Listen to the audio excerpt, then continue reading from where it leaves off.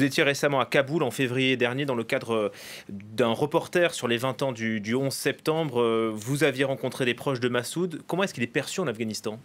Il y a deux images. On a toujours cette image très romantique de la France, depuis la France, quand on parle du commandant Massoud, Massoud, le seul résistant, etc. Alors c'est vrai que c'est le seul qui a réussi à vraiment autant tenir contre les soviétiques dans les années 80. Il faut se rappeler qu'ils ont été là pendant 10 ans et qu'avant les Américains, mais il y avait les soviétiques qui s'étaient cassés les dents et les Britanniques avant. Et puis il a résisté aussi, c'était la seule poche finalement quasiment de 1996 à 2001 jusqu'à sa mort et jusqu'aux attentats du 11 septembre aux talibans, et il n'avait pas réussi. Alors la géographie des lieux aide, mais il y avait aussi sa stratégie militaire. Donc évidemment il y a tout ce récit un petit peu national, notamment alimenté par les Tadjiks et puis par les Occidentaux, notamment les Français, sur le héros Massoud, qui en était un. Cela dit, il n'est pas forcément un héros national comme c'est inscrit quand vous arrivez à l'aéroport de Kaboul aux yeux de toute la population afghane. Certains ne l'apprécient pas particulièrement. On est le 9 septembre, c'est donc la date anniversaire de son assassinat, vous l'aviez dit,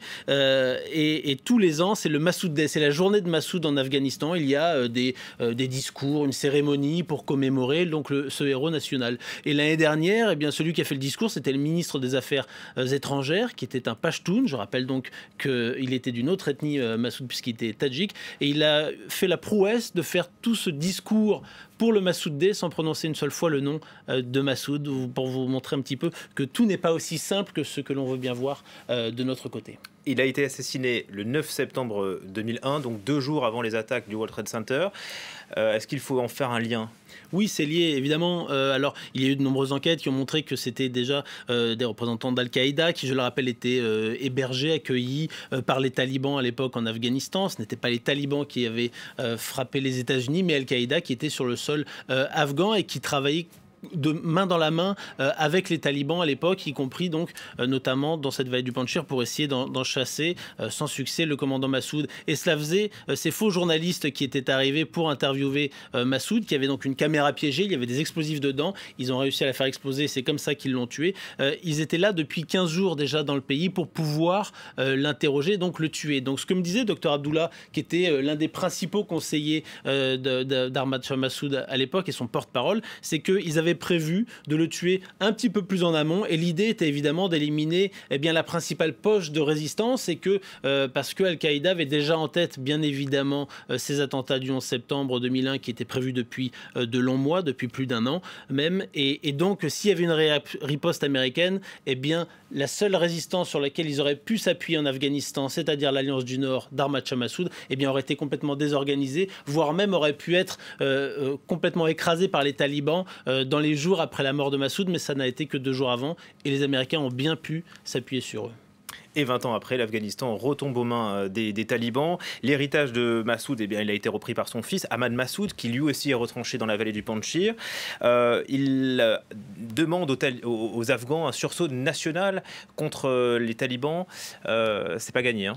Non, ce n'est pas gagné. On voit bien que pour l'instant, les talibans ont réussi à prendre le pouvoir extrêmement facilement ces dernières semaines. Il n'y a quasiment pas eu de résistance, sauf dans cette vallée du Panjshir, en tout cas pour l'instant. Il faudra voir ce qui se passe dans les semaines et mois qui viennent. Alors le problème d'Ahmad Massoud, que j'ai rencontré très longuement dans sa maison à Kaboul en février, et j'étais encore en contact avec ses proches, notamment Fahim Dashti, qui est décédé dimanche. On se parlait quelques jours à peine avant. Il était dans le Panjshir, il avait rejoint.